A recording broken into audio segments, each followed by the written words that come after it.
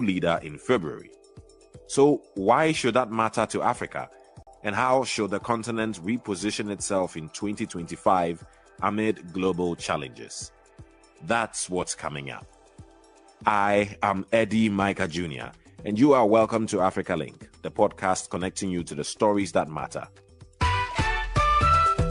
Africa Link, every weekday here on DW.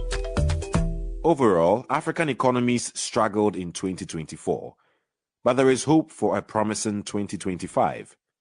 Ghana will unveil its new leader, John Mahama, early in January, with a hope that he can revamp the economy after the country suffered its worst economic setback in decades.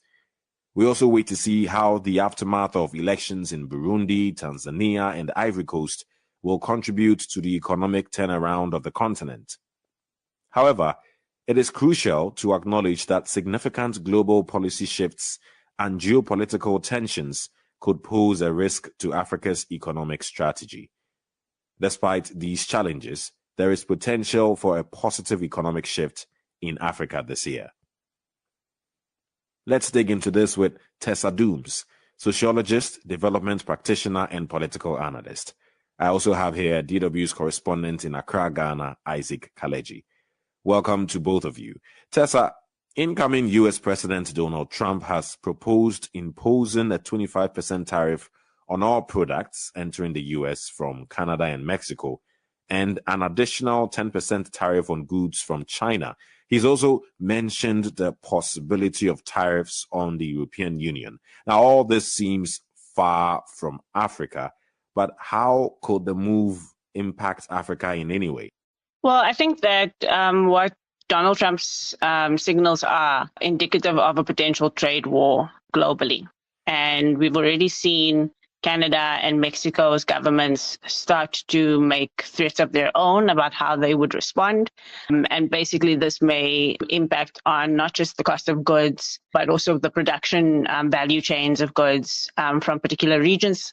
And I think as we move into China particularly, the question about the global trading blocs and BRICS in particular comes into play, because China has more leverage than a country like Mexico or Canada, because they're not just reliant on the US, they're reliant on other parts of the country, and including having built quite strong ties to the African continent. And the BRICS, the growing BRICS grouping, can definitely see this as an opportunity to strike back at the US, both in terms of the kind of leverage for where trade is happening, but also where production is happening. And I think Africa would be seen as a place to turn to in the face of the US making it increasingly difficult to trade. So basically you're saying this could be a blessing in disguise, but really can Africa sort of go toe-to-toe or try to compete with the US in any way? I don't think that we necessarily know that it's going to be a blessing in disguise. The problem with African countries is that we are often on the back foot, whether it's coming from the West or the East.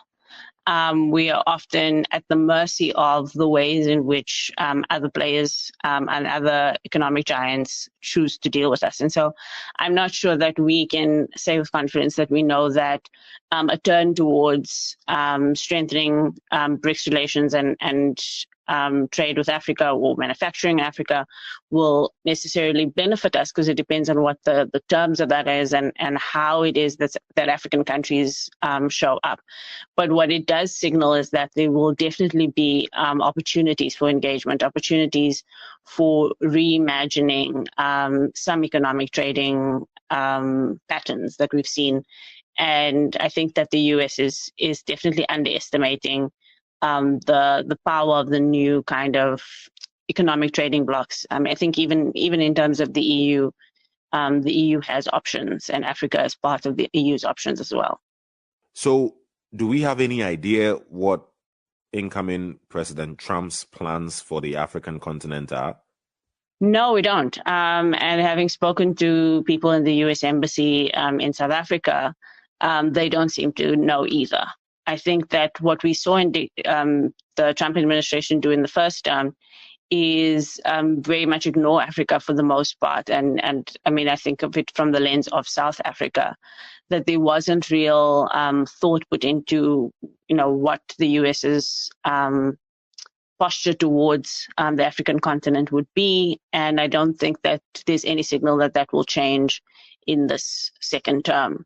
I think one of the things that though will be of concern for Africans in the Trump administration almost immediately are questions around the immigration changes that the Trump administration are proposing. And I think that, or at least have threatened to do during the campaign, I think the African immigration patterns, both in terms of studies and doing business and immigrating to the US, I think that's going to possibly be impacted by the way the Trump administration approaches immigration, but it won't be targeted, I think, at Africa in particular. But I do think that African citizens and African countries will feel that impact. What kind of impact could that be? So just making it much more difficult for people to study in the US, to work in the US, to trade in the US. I think just getting visas to the US may become a lot more challenging for Africans in the next decade. And why is that a problem? I mean, it's a problem because the ability to tap into the learning opportunities, the resources that are, in the US and elsewhere, I think is important for a lot of people who are looking at how do they increase their own reach, their own social capital, tap into global opportunities. The continent is quite limiting for many people when it comes to the kind of opportunities that are on offer. And many people are looking to the opportunity to immigrate in some cases, but particularly for studies and business. Businesses that are linked into some of the US's big spaces like tech, like the science spaces, the pharmaceuticals, all of those things. I think the financial sector particularly, I think that just limits those kinds of opportunities for African people who have made a lot of the way that we build our lives and our social and economic opportunities on the back of being able to access other markets and other spaces. Right. So, Isaac, let me come to you.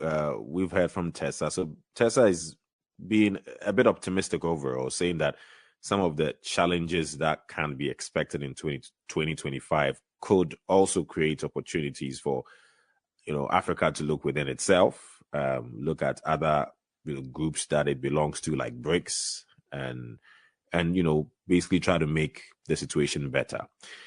But let's look at Ghana, one of the top countries on the continent, democracy-wise, generally quite strong economy. But for a while now, Ghana has experienced, arguably its worst economic situation in decades. Right? But there's a new sheriff in town. Well, he was former president. Now he's president-elect, John Mahama, and he overwhelmingly won this particular election. Is he the savior for Ghana? And what does it mean if Ghana gets back on track economically?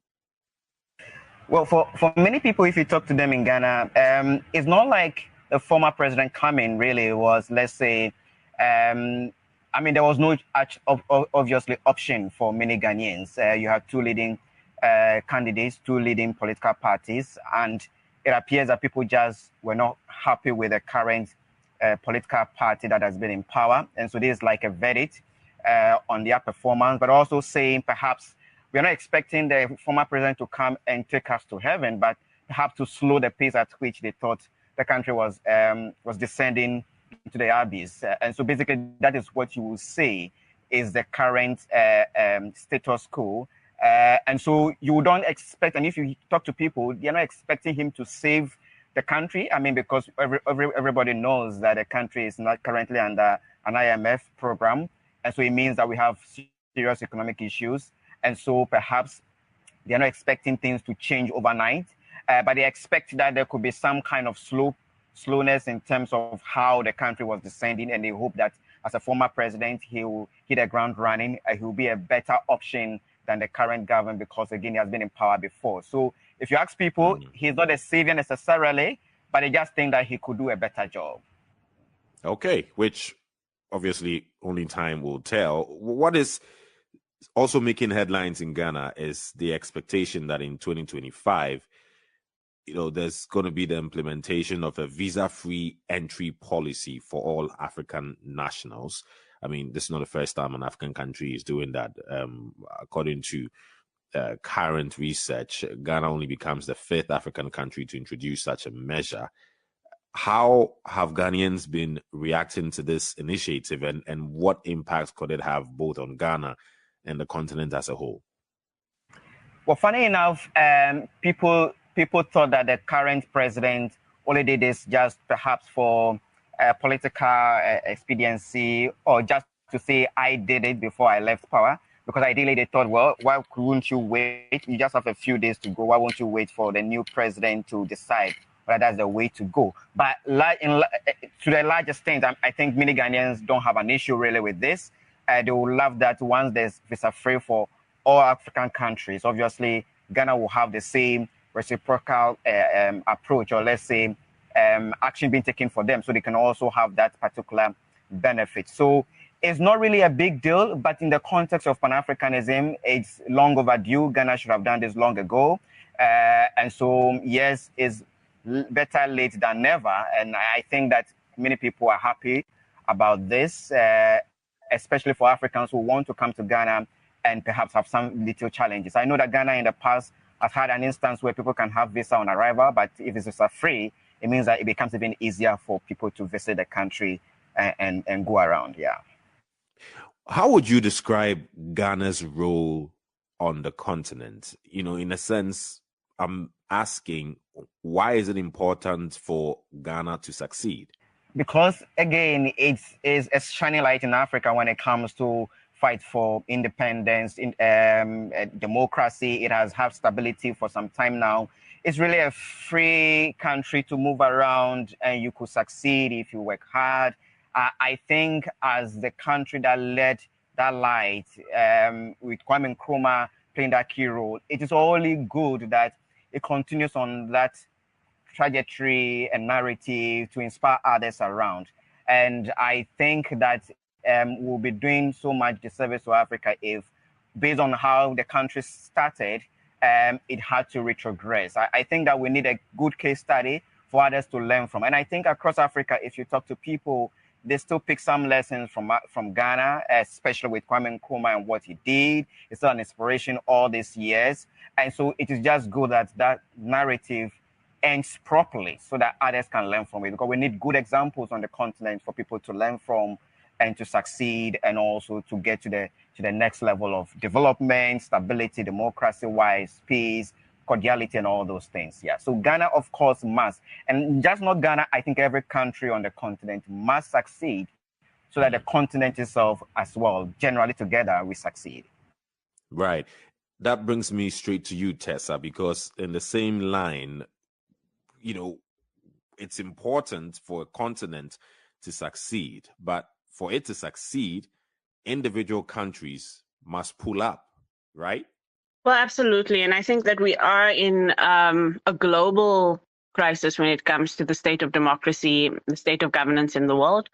And I think that Africa is not being spared this. And I think for us, it's a more acute issue around how do we think about governance, democracy going forward, when in countries that have been the epitome of democracy around the world, the Germanys, the Frances, the USA, are themselves questioning why their democracies are producing the kind of outcomes, the kind of leaders that it is at the moment, and why there's a general disgruntlement about democracy, even in places where at a development level, democracy is delivering better than it does on the African continent. And so for us, we suffer the problem that when democracy has failed, it's been very clear that it's been failing, but The problem is when democracy on paper has succeeded, and Ghana is a good example of this, South Africa is a good example of this, where when you look on the metrics of what makes a functional democracy, our countries meet those, but are not delivering on the economic and development indicators for the majority of people. And that gives democracy a bad name, a worse name than in the case of a country where there's been a dictator for many years, or where there's been military coups, because then you don't blame democracy for the retrogressive patterns or for the non-delivery of services.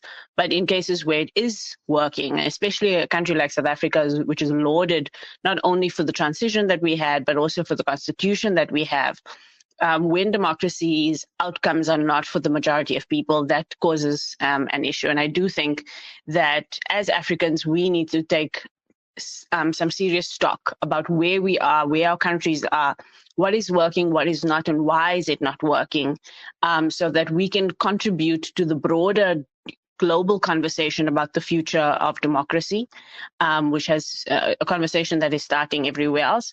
But we can do it from a uniquely African perspective, one that says that, there are certain things about the ways in which we're practicing and building democratic institutions that are just not fit for purpose for the kinds of societies that we have in our context. And we need to then reflect on, if we believe in democracy, how do we build democracies that are fit for purpose in Africa and deliver for the people of Africa, rather than just deliver for a few, or deliver in the eyes of, the global West, the global North, and so forth.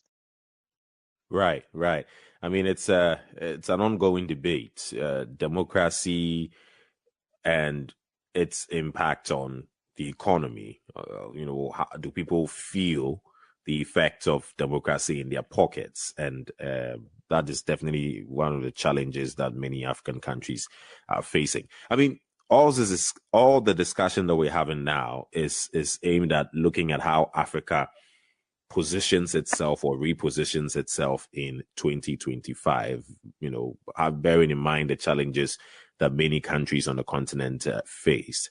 In your submission, you talked about Germany, that is Europe's largest economy. Well, Germany is having elections in February.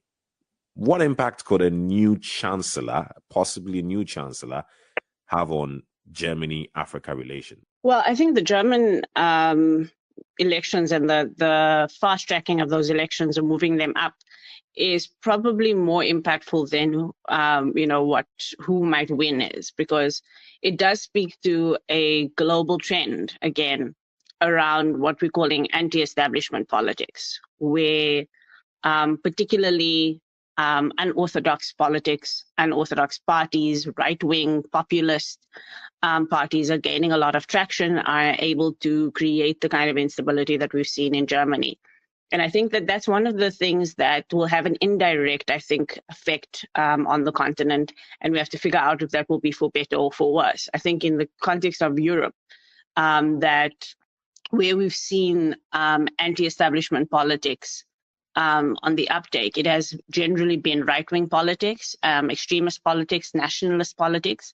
But in the African context, the question is, can we build a anti-establishment politics that calls out the establishment and calls out the weaknesses in democracy, in global capitalism, etc., but doesn't veer towards the kind of things that we are seeing in Europe and are likely to see if the German population does vote more towards the right, which is what this election is going to be about for Germany.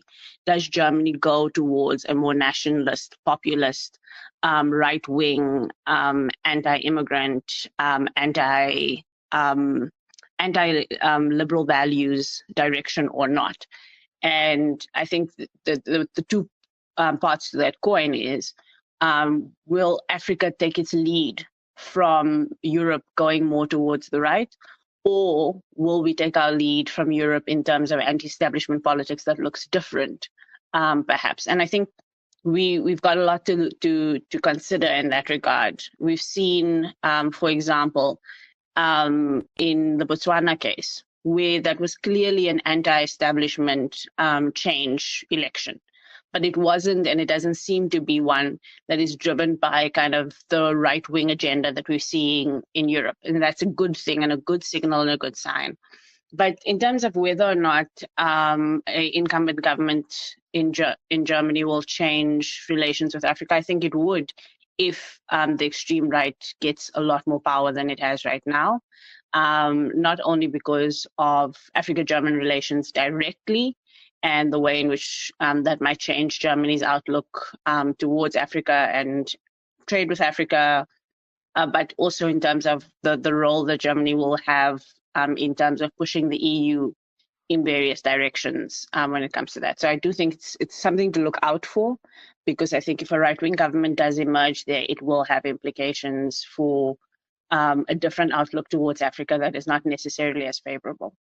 Kaleji, John Mahama again has been president before. He is going to be president again after being sworn in on the 7th of January. Based on his previous policies, opening Ghana up to the rest of the world and his relations with Germany, the European Union, what can we expect from Ghana's relations to the rest of the world? No, I think John Mahama largely is an Nkrumah, is someone who believes in Pan-Africanism and opening up the country to the rest of the world. I mean, he understands that diplomacy and the importance, and you can even see it right before even his swearing in. He's actually going around the continent, meeting presidents who he will say are friends, and he knows them and all that. So I think there won't be any change in terms of either retrogressing, but perhaps taking it to the next level. But again, because he has been president before and he knows some of these things and how the whole African Union works, the ECOWAS works, and he has played key roles even after he lost elections in 2016. So we are going to see that actually continuing. And I think that he's experienced in that regard to make gains in that respect. So I don't think that we are going to expect anything that will be counterproductive to Ghana and also Africa, but perhaps will be progressive in nature. Tessa, there is no doubt that without unity among African countries, that could impact the way the continent overall can sort of re-strategize and have a new sort of look in 2025. That could be a challenge if countries are not united and on the same page, can't it? Well, I think yes and no. I think, again, this period that we've entered into in history is one where there's going to be a lot more contestation than there is going to be agreement. Contestation on things that people have assumed as fundamental and unnegotiable, uncontestable. The nature of democracy, the nature of governance. The Sahel regions prove that contestation is a real one. And I think that especially as new African leaders are emerging, that actually is a healthy thing. It's a healthy thing for there to be internal debate and internal discussion and internal push and pull around what is the right fit for Africa, for its different sub-regions. The problem comes in when there's a divide and rule strategy in terms of external interests from the continent.